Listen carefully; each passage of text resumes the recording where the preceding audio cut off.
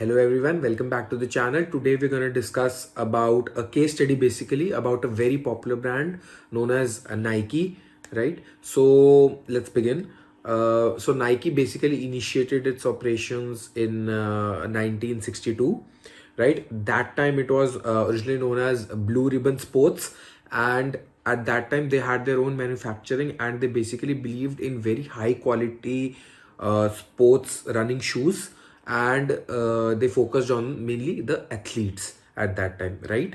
Now what they basically wanted to do is they wanted to provide very high technologically advanced running shoes for athletes, but later on what they started believing is that the same technology can be attained at a very low price if the products can be imported, basically manufactured outside America, and basically then they will import it, and that had much lesser cost, but will provide the same level of quality. Initially they were manufacturing it themselves, right? So that is how they shifted their paradigm. Okay, now since they were targeting athletes in the beginning, this is all happening in America. Okay, so they were targeting athletes in the beginning. They focused on a marketing strategy known as the pyramid of influence. Now pyramid of influence basically means take into account the highest, the best performance in the game, the best performers of the game, the ones who are the market makers, the ones who are influencers, right, of that particular sport, and use them as the face of the company to market their product. So if a top athlete, a top runner is wearing Nike shoes, that is an automatic promotion, all over the world, all over the telecast, all over TV and everywhere, right? So that is a strategy that Nike has been following since the beginning, since the inception until now. It has been an excellent marketing strategy for them, right? The pyramid of influence. Okay, now jumping to taking in some examples. So jumping to 1985. In 1985 they signed up a deal with that time rookie Michael Jordan. So Michael Jordan is a very big basketball player, right? He's a legend. So that time he was the rookie, but Nike played a gamble, and they identified that this is a young player with very superior high performance in the game, and one day could become a legend, right? So they put that gamble, and that gamble actually paid off. How? When they launched the Nike Air Jordan lineup of shoes, you won't believe, in the very first year all the shoes were sold out at every Nike store, and the first year revenue crossed $100 million just for the Nike Air Jordan lineup, right? That is how their gamble paid off in a very big way, right? Now with that gamble, over that period of time in the 1980s, 1990s, Nike started to become associated as one of the most trusted brand, most trusted product among the athletes and sports persons. So sport persons, they started liking the Nike products, and they started using them themselves without even sponsorships. So that is how. So you see, a brand like Nike, they are not only advertising their product, but they are also providing the good product. So it's not like you're just advertising and your product is bad. The product itself is so good that after the usage, such big celebrities, sports persons are using that particular product. And for sports, the shoes, apparels, and all those things are very important because they make or break the output, the final result of the game, right? So if a particular celebrity is using your product, that means that is legit. That's how the company built the trust among the athletes as well as the normal consumers, right? Whoever buying them from the stores. Another very important campaign that Nike did launch in was in 1998, which was their Just Do It campaign, right? You will see that Nike's iconic tagline of Just Do It is still very applicable. They still do those ad campaigns, but it was first done in 1988, where they had a 12 TV ad shot. It was worth around $20 million worth of campaign that time. But that campaign focused on igniting the feeling of enthusiasm and encouraging youngsters, young athletes, and aspirants to basically follow their dream irrespective of what others think. So that was a campaign that basically was to encourage and increase the enthusiasm among the youngsters. And till now, just do it is a very important tagline for Nike. It was so much successful, right? Now after that, once they had very good stronghold in USA, Nike started to expand in Asia, Europe, and South America, right? Now what they realized is that only basketball and the basic athletics were not that popular, or were not just the two games that they could focus on in those countries and those nations, right? So then for those nations, the first thing that they did is they shifted to soccer or football, which is basically what we say in Asian countries, right? So they shifted to football. Now they shifted to how did they shift to football? Or this shift was not very easy.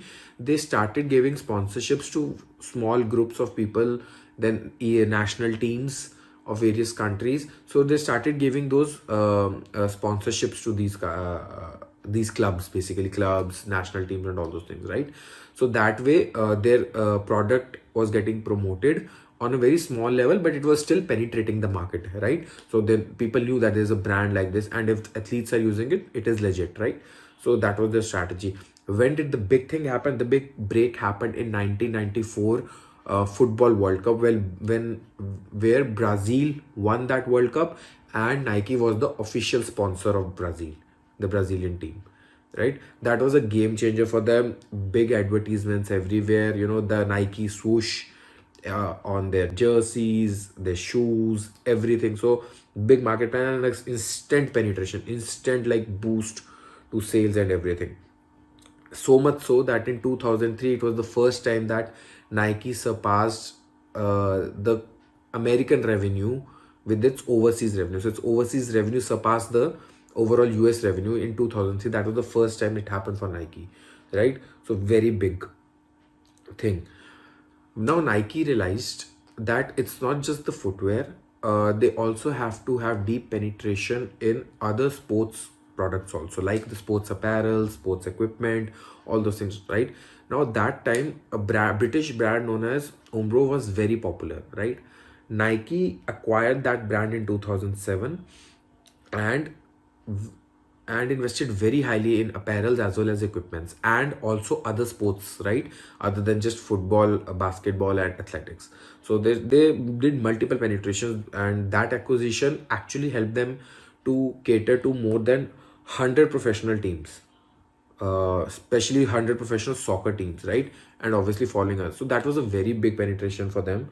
And they acquired Umbro in 2007, but they sold them in 2012 for around 225 million, right? So by then Nike had already known the operations, the manufacturing, everything. They had got all the experience, and obviously they had got the market itself, right? After that, next big change came in 2008 Beijing Olympics, where they gave a very big fight to Adidas and took major sponsorships, right? To the fact that most of the Chinese teams, like almost the whole Chinese brigade, had Nike sponsorship. They had Nike TVCs. They even they made the Olympics committee, agreed upon the fact that they can use famous athletes in their ads and TVCs at that time. Huge success, like such a huge success that event alone boosted the 2008 Olympics alone boosted their sales in Asia to up to 15%, right? So that's a big boost with just one event, right? As I earlier told you that Nike then started expanding into further games and sports, right? And then for that, again, the same strategy that they applied earlier, they did the same thing, that they partnered with the leading sports stars from different sports, and that basically paid them off. For example, in tennis, they had Roger Federer, they had Nadal, they had Maria Sharapova, right? Then in golf they had Tiger Woods. Basketball, they had Kobe Bryant, LeBron James, so all the big shots, right? So this is how they expand their market. In fact, a very fun fact is golf catered to around $500 million worth of sale. The golf apparel and all those things, all the equipment and everything, shoes, all those things, right? It accounted for $500 million of revenue per year for Nike, right? So imagine golf, right? So we don't think of it as much, but every other player wearing Nike, and then $500 million per year just from golfing products, big thing, right?